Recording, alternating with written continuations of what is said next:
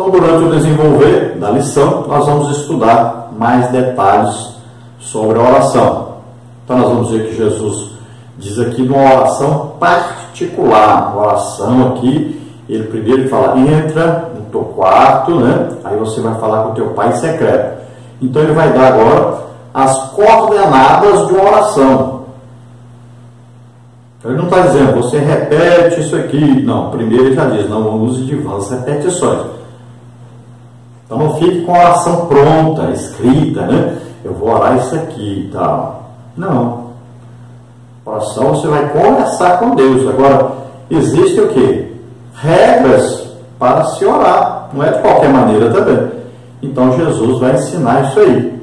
Então quando você for orar, entra no teu quarto, você e Deus sozinho. E agora quando você vai orar, lembre-se que Deus está no céu, né? Olha aí. Lembra que o nome de Deus é santo. Então você vai olhar isso aí. E nós vamos ver durante a lição mais detalhes.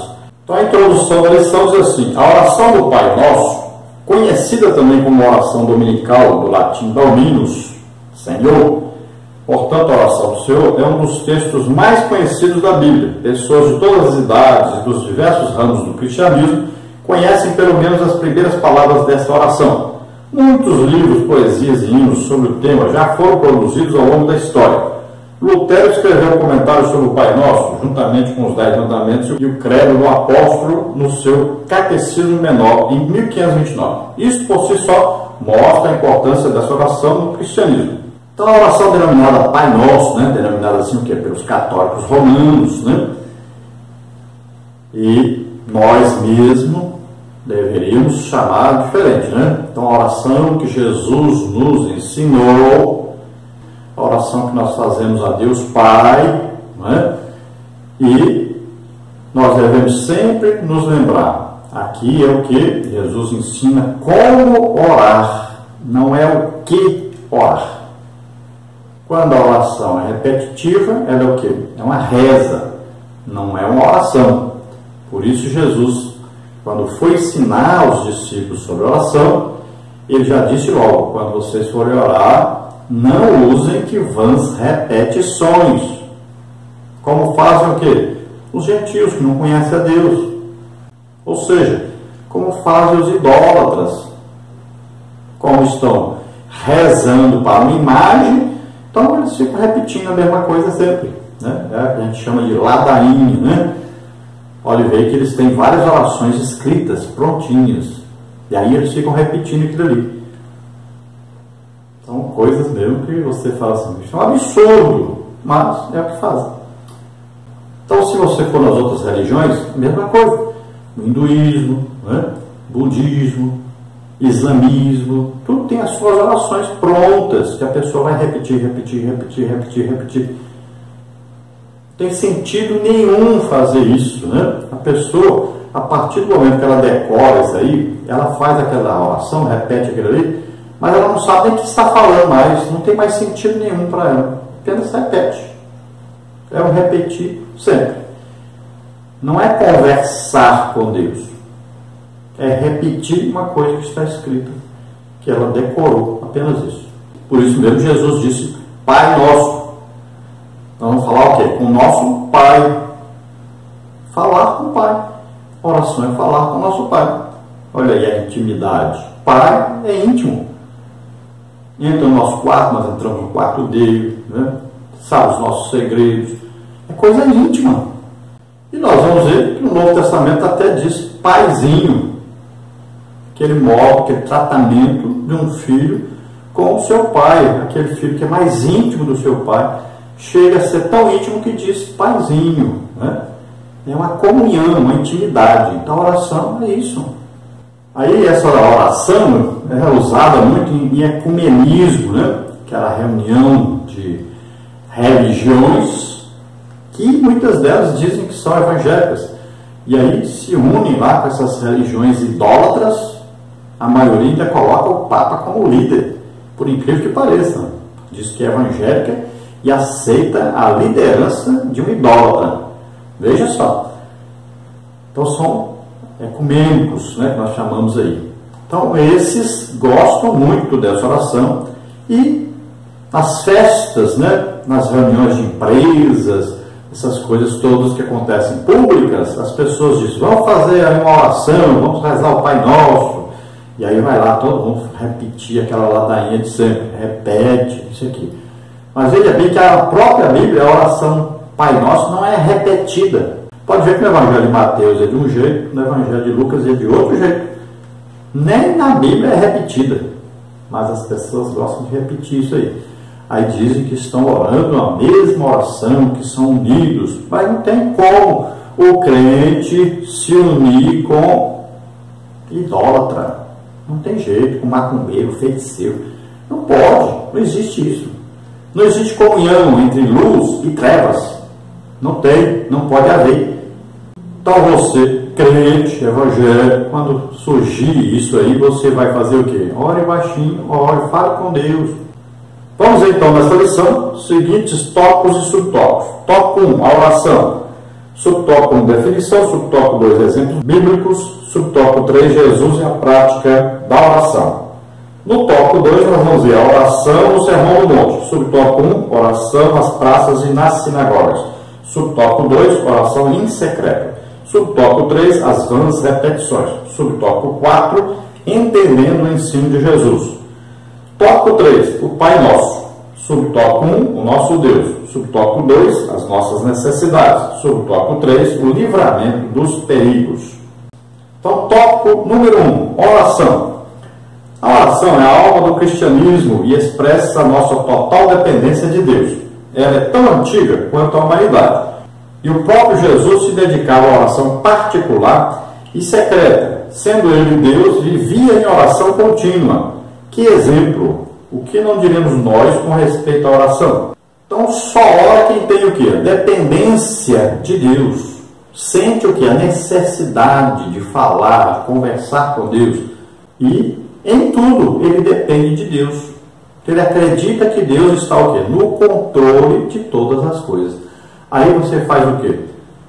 Se você acredita que Deus está no controle de todas as coisas, tudo que você for fazer, você vai perguntar a Deus se deve fazer ou não. Devo viajar ou não?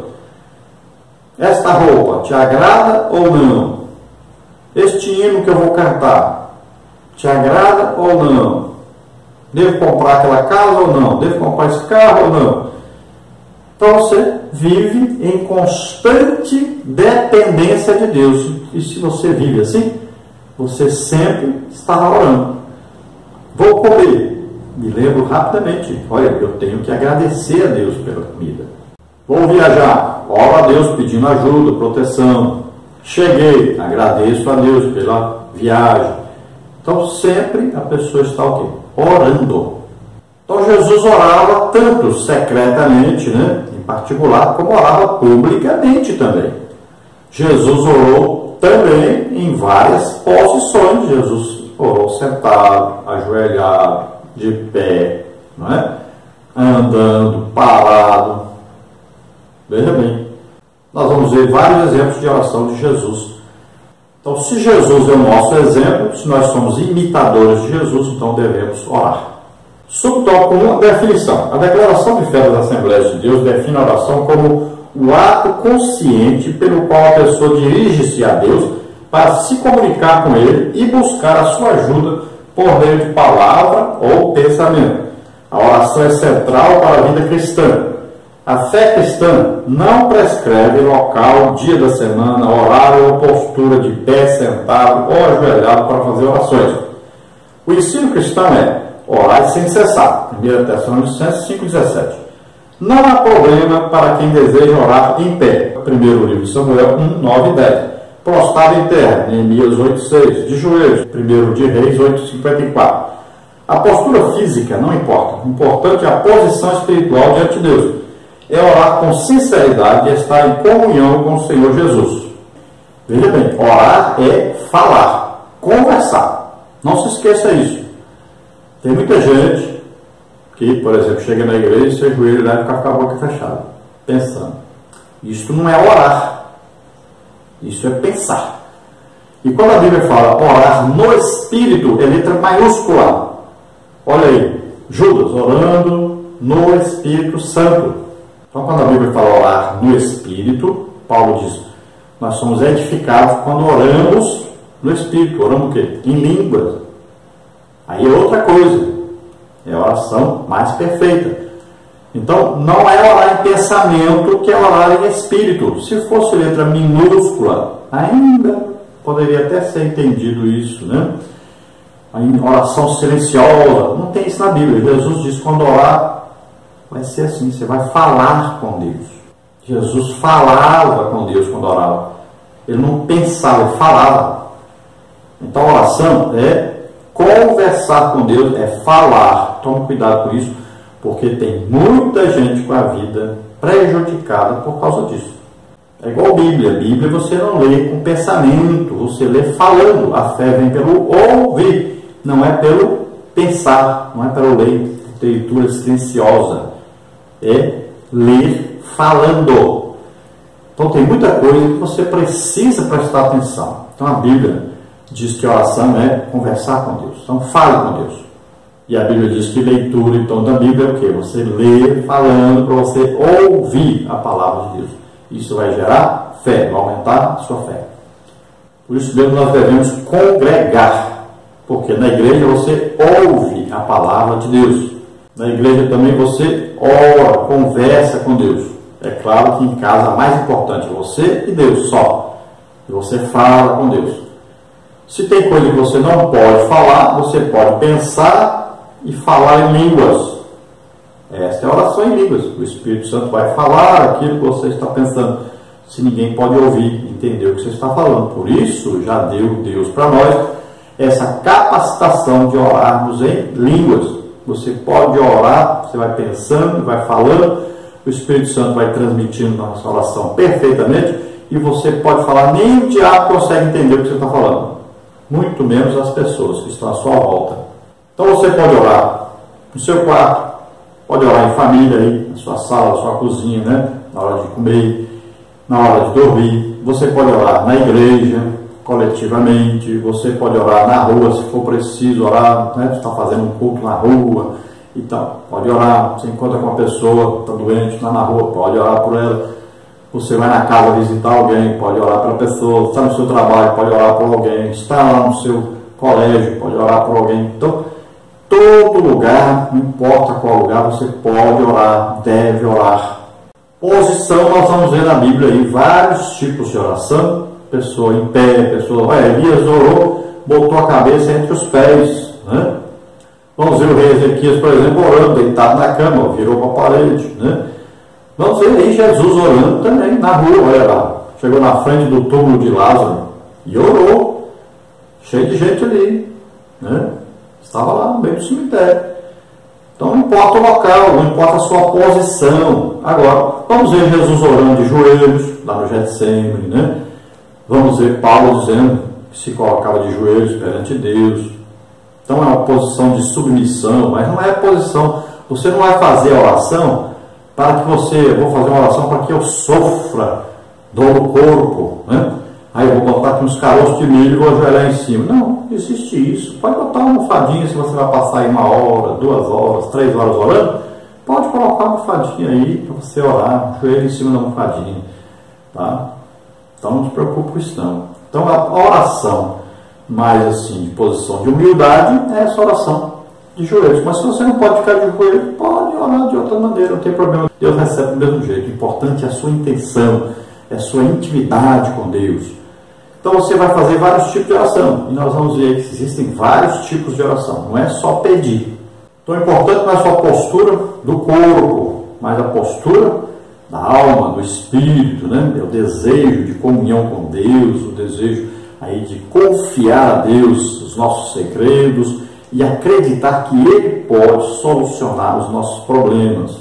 Subtópico 2, exemplos bíblicos. Então a Bíblia mostra a oração desde que Sete, filho de Adão e Eva, nasceu. Então se começou a invocar o nome do Senhor, Gênesis 4, 26. Essa prática continuou na vida dos patriarcas do Gênesis, Abraão, Isaac e Jacó. Então você veja aí Gênesis 20, 17, 25, 21, 32, 9 a 12. A oração estava presente na vida de Moisés, dos profetas Samuel e Elias, entre outros, e dos reis piedosos como Ezequias. Êxodo 8:30, 1 de Samuel 8:6, 1 de Reis 17, 19, 22, 2 de Reis 19, 15,